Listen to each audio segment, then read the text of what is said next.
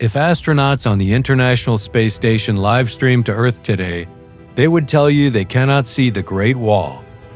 Many generations grew up believing the myth that this structure is the only man-made object visible from space with the naked eye. But as you step outside the atmosphere, that massive wall dissolves into the Earth's color, hiding behind mountains and terrain cracks. What everyone thought was an absolute truth turns out to be a thin mist. That is the perfect opening for tonight.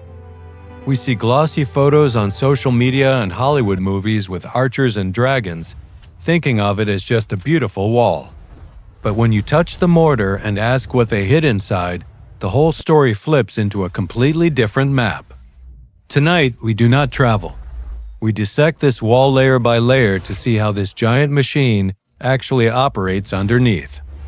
There lies a porridge concrete that defeats modern bulldozers and ramparts made of sand and salt that have stood for millennia. In the late 20th century, engineers tried to demolish a crumbling section, expecting the old bricks to shatter instantly under force. The first blow struck. Steel bounced back. Sparks flew. The engineers faced something that should have been dust but was solid rock.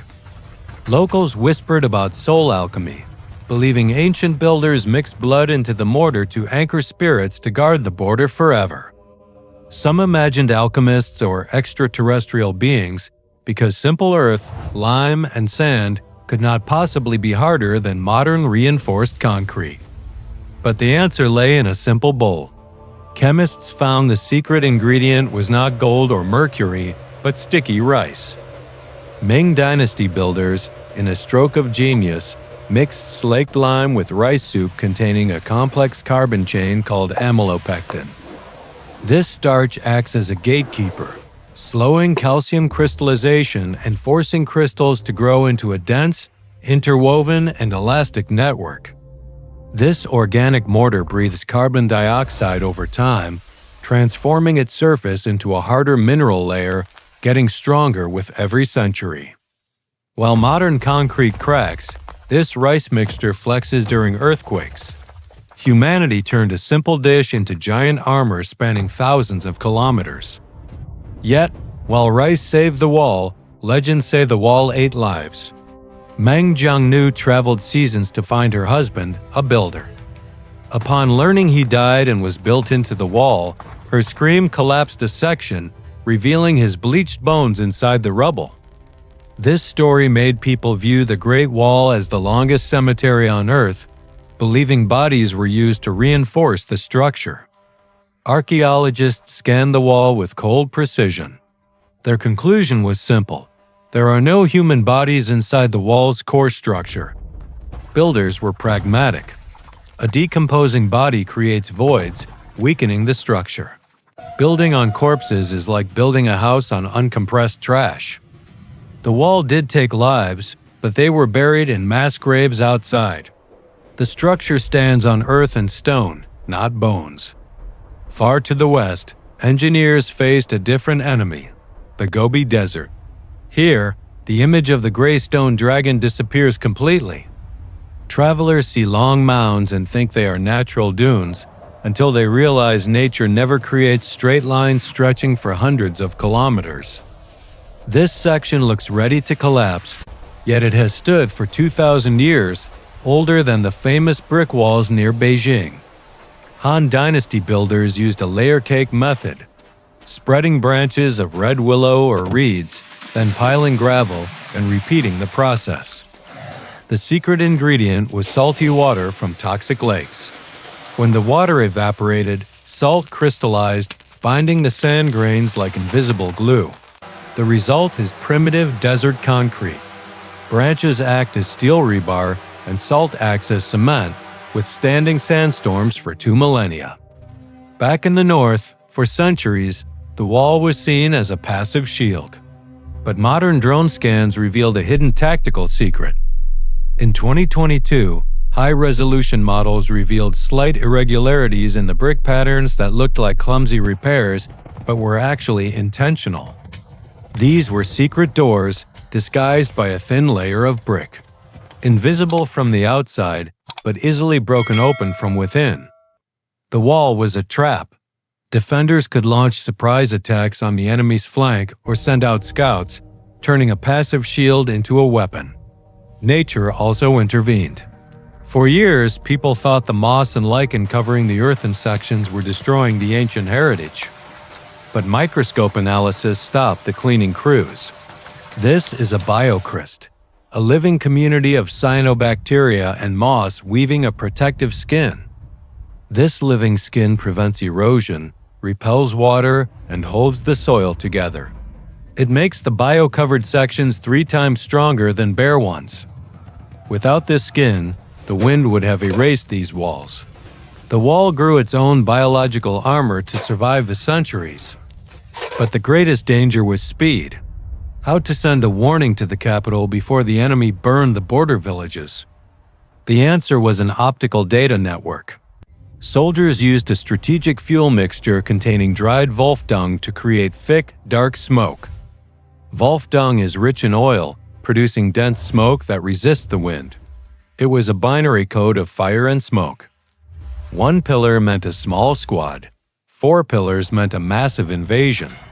The message jumped from tower to tower across the mountains. Information traveled faster than any horse. The emperor could know about an attack hours after it started, mobilizing the army instantly. At night, they used lanterns with shutters to send light signals. It was a nervous system connecting the empire into one body. Yet, history proved that no wall is perfect.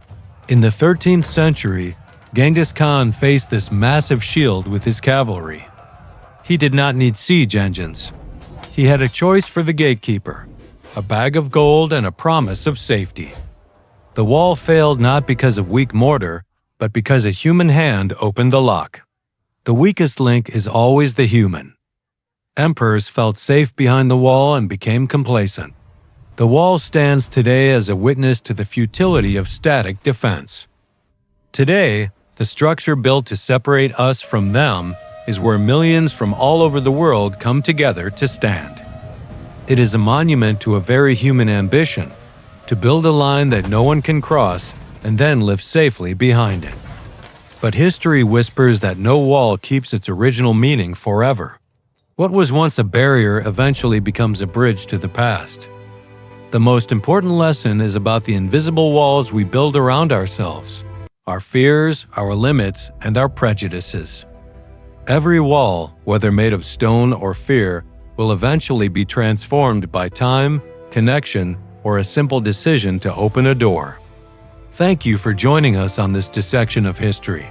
This is a high historical revival. See you in the next documentary. Consider the sheer will required to haul stones up these vertical ridges, defying gravity and logic for the sake of an idea. Every brick holds a fingerprint, a drop of sweat, and a silent story of a nameless worker who lived and died here. Seasons change, painting the wall in different colors, reminding us that nature always reclaims what humans borrow from the earth. In winter, it sleeps under snow, a silent guardian that no longer guards anything but memories and the echoes of the past. Looking through these arrow slits, we no longer see enemies. We see a landscape that has forgotten the sound of war drums. Time flows like the wind over these stones, eroding the sharp edges of conflict and leaving behind a smooth monument of perseverance. We must remember it not just as a ruin, but as it was, a vibrant, colorful, and terrifying machine of imperial power. Under the moonlight, the wall casts a long shadow, a physical reminder of the lengths we go to for the illusion of security. From ancient carvings to modern scratches, everyone wants to leave a mark here to say, "I was here, I existed." It stretches on and on, a testament to the stubbornness of humanity, refusing to bow down to the vastness of the world. For the farmer living in its shadow, it is just a windbreak, a part of the scenery, not a wonder of the world. Children play on its ruins, unaware of the blood and rice and salt that hold the ground beneath their small feet. Standing at the bottom, looking up, you feel small. That was exactly the intention, to make the intruder feel insignificant.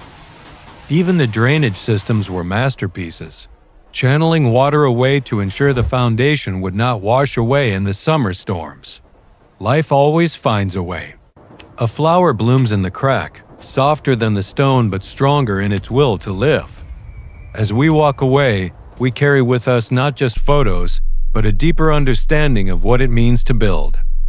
Like the pyramids or the Colosseum, it proves that humans can turn dust and ambition into something that outlasts civilizations. In the end, stone turns to dust and walls turn to ruins. Only the stories we tell about them remain truly immortal. So next time you see this line on a map, remember the rice, the salt, the smoke, and the human hands. We leave the wall to the wind and the stars, standing as a silent guardian of secrets that we have just begun to understand. This story was brought to you by the intersection of ancient history and artificial intelligence. Thank you for watching. Remember to subscribe to AI Historical Revival for more deep dives into the hidden layers of our past. Goodbye for now.